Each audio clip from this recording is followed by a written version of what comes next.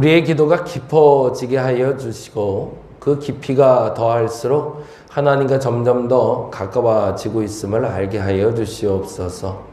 하루를 살아도 그 하루가 하나님 앞에 최선이어야지 나 홀로 최선은 아무런 의미가 없습니다.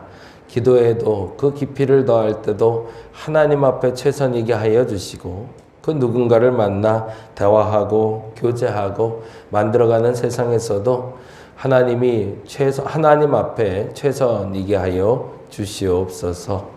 오늘 한 날을 시작하면서 그 마음으로 다시금 다잡아 봅니다. 시작하신 분도 하나님이시요 마무리하시는 분도 하나님이시고 이루시는 분도 하나님인 줄 믿사오니 하나님 나에게 역사하여 주시옵소서. 새날을 허락하신 주님께 감사드리며 고마우신 예수님 이름으로 기도드렸습니다. 아멘. 아멘. 오늘은 창세기 말씀 이제 보는데요. 오늘부터 계속 창세기 보고요. 7월 정도, 8월 정도부터는 우리 요한복음 같이 나누려고 합니다. 창세기 1장 이제 한 절 한 절씩 조금 볼게요. 창세기 1장 1절에서 2절까지만 오늘은 보도록 합니다.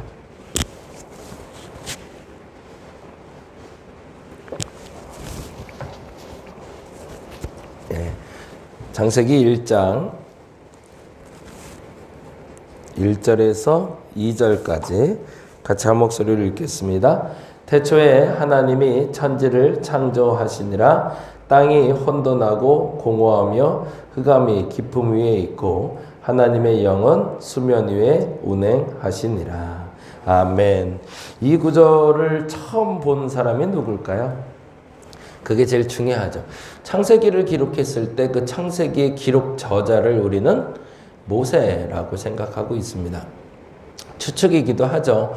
그래서 이제 학자들마다 조금 진보적인 학자들은 모세가 아니고 다른 사람이라고 말하기도 하고 어떤 이들은 모세라고 말하기도 하고 근데 정설로 여겨지는 게 하나가 있어요. 그게 뭐냐면 저자가 모세이든 모세가 아니든 기록자가 모세이든 상관없이 최초의 기록자가 아니라 최초의 독자는 출애굽을 했던 이스라엘 백성들이라는 겁니다. 그럼 그들에게 알려줘야 될 하나님에 대한 기록이 창세기 1장 1절에서 2절이라는 거죠. 그러니까 이 1절과 2절을 보아도 그들 스스로 하나님은 이런 분이었어 라고 고개를 끄덕이게 만드는 단어가 1장 1절에서 2절이라는 겁니다. 본인들이 노예 생활을 430년을 했단 말이죠. 우리가 일제시대가 35년인데 그거보다 딱 10배란 말이에요. 대략. 그러면 300년, 400년이 지나면 역사도 사라지고 흔적도 사실은 사라지는 게 맞거든요. 400년 전에 무슨 일이 있었는지 우리는 아무도 모릅니다. 사실은. 그냥 역사에 기록물이 남았으니까 그러려니 하고 아는 거죠. 근데 재미난 건 그들의 하나님에 대해서 이야기하며 그들이 기억했던 그 날이 바로 나를 이끌어 가신 그 하나님에 대한 믿음의 고백과 가교 역할을 하는 게 1장 1절에서 2절이라는 거죠. 그래서 조금 다른 의미에서 보자면 1장 1절에 하나님이라는 단어에다 동그라미를 좀 해놓고요. 그 하나님이라는 단어는 엘로힘이라는 단어와 연결해서 보시면 좋을 것 같아요. 반면에 창세기 2장 2절에도 역시 하나님이 나오죠. 2장 2절에도. 그렇죠? 근데 쭉 읽어 내려가시다 보면 2장에는 하나님 이름에 또 하나가 붙어요. 그게 2장 5절인데요. 같이 한번 보시면 2장 5절 한번 볼까요? 2장 5절에는 뭐라고 적혀 있죠? 여호와 하나님 돼 있죠. 거기다가도 줄을 쳐놓을게요. 성경에서는 두 가지의 이름으로 지금 우리에게 지칭해서 그 하나님이 나타납니다. 물론 만군의 하나님, 공의의 하나님이라는 이름하고는 조금 달라요. 그건 하나님의 속성, 성품을 설명하는 거라면 지금 창세기 1장 1절의 하나님이라는 단어와 2장 5절의 여호와 하나님은 하나님의 고유명사입니다. 그래서 1장 1절에 하나님 할 때 엘로힘이라는 시브리어 단어를 해석할 때는 창조의 하나님이란 뜻이 되고요. 2장 5절에 여호와 하나님, 그거는 우리가 많이 들었던 야훼 하나님이에요. 야훼 하나님인데 야훼 하나님은 구원의 하나님을 말해요. 그러면 야훼 하나님이란 단어가 나왔을 땐 아마도 그 사건의 시작과 과정 중에 구원하시는 일들을 말하려고 하는 목적으로 기록했구나라고 생각하시면 돼요. 그래서 그냥 하나님, 우리 한글 성경에는 일반적으로 하나님이라고만 많이 표현이 돼 있어요. 근데 이제 원문을 조금 같이 보시게 되는 습관이 들게 되면 그때는 그 하나님의 명칭을 한번 살펴보시고 보시면 훨씬 더 이 본문은 이것이 목적이구나를 분명히 아시게 됩니다. 그래서 1장 1절에 엘로힘은 창조의 하나님의 개념이 되고요. 2장 5절의 하나님은 여호와 하나님, 구원의 하나님을 얘기해요.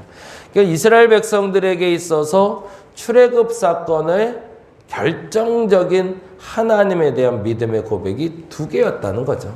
첫째는 무언가를 새롭게 시작하는 하나님, 그리고 또 하나 나를 구원하실 하나님.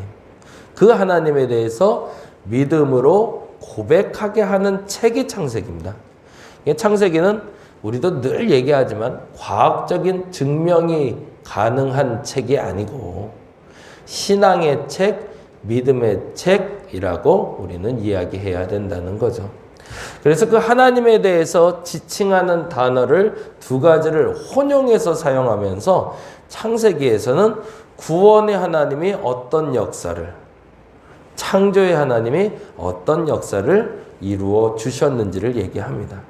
그런데 여기서 중요한 단어가 사실은 1장 1절에 나온 태초에라는 단어예요. 이 태초에를 우리 성경 공부할 때도 한번 얘기도 했고, 그리고 앞으로도 할 건데, 태초라는 단어가 베레시트라는 히브리어 단어를 쓰는데요. 이 단어가 중요한 이유가 있어요. 이 단어는 단지 시작했다라는 뜻이 아니라 무에서 유가 시작했다는 뜻이고요. 없는 것에서 있는 것이 시작됐다는 뜻이기도 하지만 더 중요한 뜻은 없는 것에서 있는 것이 만나다라는 뜻이에요. 조금 더 구체적인 표현은 무에서 무한한 것이 유한한 것과 만나다라는 뜻입니다. 그러니까 창조라는 것은 아무것도 없는 상태에서 무언가 있는 것이 시작되었다는 것이고, 아무것도 없는 것을 주장하시던 분이 무한하신 하나님이셨는데 유한한 인생들과 만난 시점이라는 거죠. 어찌 보면 출애굽한 이스라엘 백성들의 광야 생활의 첫 발이 그랬을 겁니다. 그러니까 공감이 되는 거죠. 우리는 아무것도 없이 시작한 민족이다라는 걸 스스로가 고백한 거죠. 그런데 그 없던 민족이 누구를 만나서? 하나님을 만나서 무언가 시작되었다라는 믿음의 고백이 창세기 1장 1절의 고백이 됩니다. 그리고 나서 2절의 고백은 본인들의 삶에 대한 믿음의 고백이 돼요. 그러니까 하나님에 대한 고백은 1장 1절이라면 본인들의 삶에 대한 믿음의 고백이 1장 2절인데 여기다 역시 동그라미를 해놔야겠죠. 땅이 혼돈이라는 단어, 그리고 공허라는 단어, 그리고 흑암이라는 단어, 세 가지에는 우리가 집중을 해야 됩니다. 근데 더 중요한 건 땅이 혼돈하고 공허하고 흑암이 깊음에 있던 상태에서는 어떤 상태인지를 이렇게 설명하고 있어요. 1장 2절 같이 한번 읽어봅니다. 땅이 혼돈하고 공허하며 흑암이 깊음 위에 있고 하나님의 영은 수면 위에 운행하신다라고 되어 있잖아요. 그 말은 뭘까요? 땅이 혼돈하고 공허하고 흑암이 있을 때는 하나님과 접촉이 이루어지지 않은 상태라는 거죠. 하나님의 영이 수면 위에 있다는 얘기는 하나님의 영이 아직 그 땅과 만나지 않은 상태라는 겁니다. 그러니까 내가 하나님을 만나지 않은 상태에 대해서 그들이 믿음으로 고백하기를 나는 하나님을 모를 때는 혼돈스러웠고 내가 하나님을 모를 때는 공허했고 내가 하나님을 몰랐을 때는 흑암이 깊은 곳에 있었다라고 믿음으로 고백하는 거죠. 그 말을 다르게 고백하면 그래서 내가 하나님을 만나 그 혼돈이 질서를 잡아가기 시작했고 그래서 내가 하나님을 만나 공허했던 것이 채워지기 시작했고 그래서 내가 하나님을 만나 어둠이 빛으로 바뀌기 시작했다는 것이 이스라엘의 출애굽한 백성들의 믿음의 고백이었다는 겁니다. 저와 여러분의 1장 1절과 2절의 고백이 그러하시기를 간절히 바랍니다. 2022년에 나의 하나님에 대한 고백이 창조의 하나님에 대한 믿음의 고백이시길 바랍니다. 내 손에 뭐가 있으니까 되겠지라는 착각 버리자는 얘기죠. 내가 뭘 할 수 있으니까 하나님이 들어쓰겠지? 아닙니다. 내가 뭘 할 수 있어서 들어쓰거나 내게 뭔가 콩고물이라도 있어서 뭐가 시작된 게 아니라 아무것도 없어도 하나님이 계시면 시작된다. 그 믿음이 저와 여러분의 분명한 믿음 되시기 바랍니다. 근데 그러려면 인정해야 되는 거죠. 질서를 잡는 건 누구다? 하나님이다. 채우시는 분은 누구다? 하나님이다.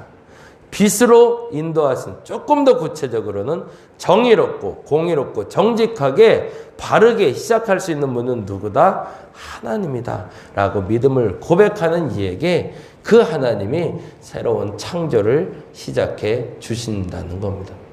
그 믿음이 온전해지시길 바랍니다. 그리고 내가 가진 것으로 무엇인가를 이루고자 하는 생각보다 올 한 해 내게 하나님이 주시는 그 은혜로 시작하게 해달라고. 그래서 이제 올해는 그렇게 질서 한번 잡아보게 해달라고. 그래서 어저께 마태복음 말씀하면서도 그런 얘기 드렸는데 우선순위라는 건 첫 돌을 어디다 놓냐는 거죠. 바둑은 그래서 항상 이기는 사람이 결정되어 있다고 원래 얘기합니다. 특별히 오목은 먼저 둔 사람이 이기게 되어 있습니다.